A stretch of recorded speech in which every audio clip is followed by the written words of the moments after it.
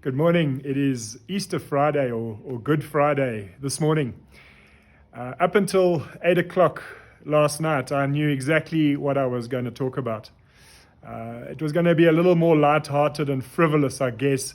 The subject matter was going to be on hairstyles and haircuts because having attended a lot of Zoom meetings, house parties, Skype calls, one-on-ones, we've all noticed just how bad the state of our hairstyles have been.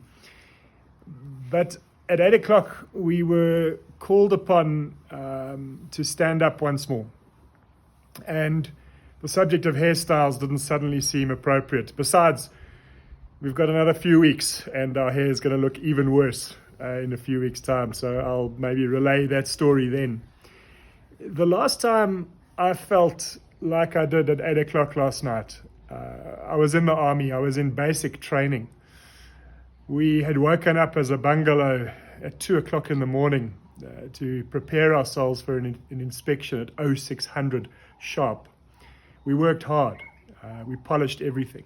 We cleaned everything. We made beds. We ironed the beds and didn't sleep in them. I mean, how crazy was that? Our corporal walked in at 0600 sharp. He took one look, and I apologize for the language, but it is a direct quote. He said, "Dis kak sleg.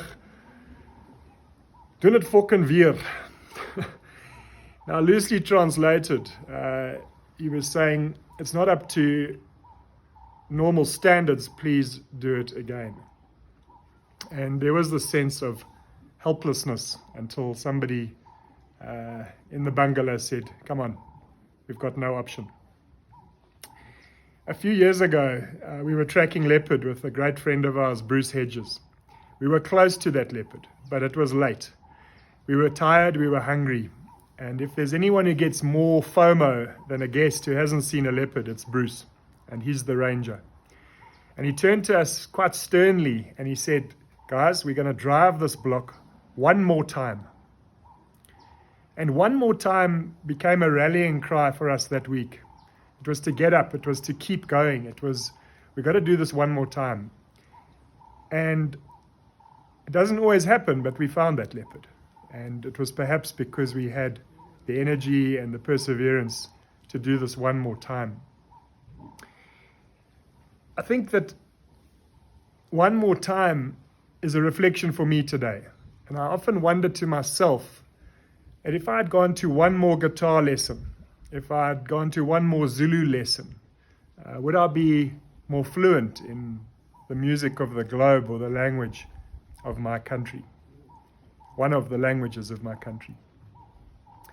And one more time has become something that I've reflected on over the last 12 hours.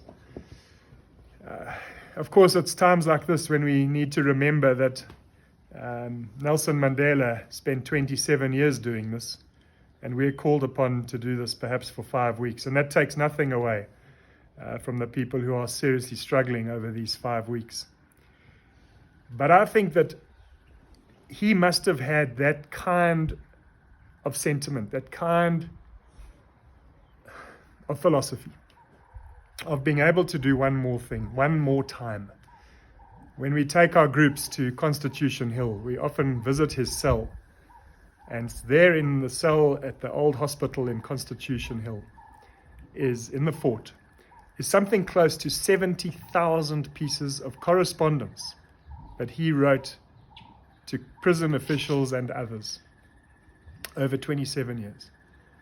And my thought often is that what would have happened if he had stopped on 60,000 or 50,000 or 45,000? Maybe it was the 70,000 piece that changed something.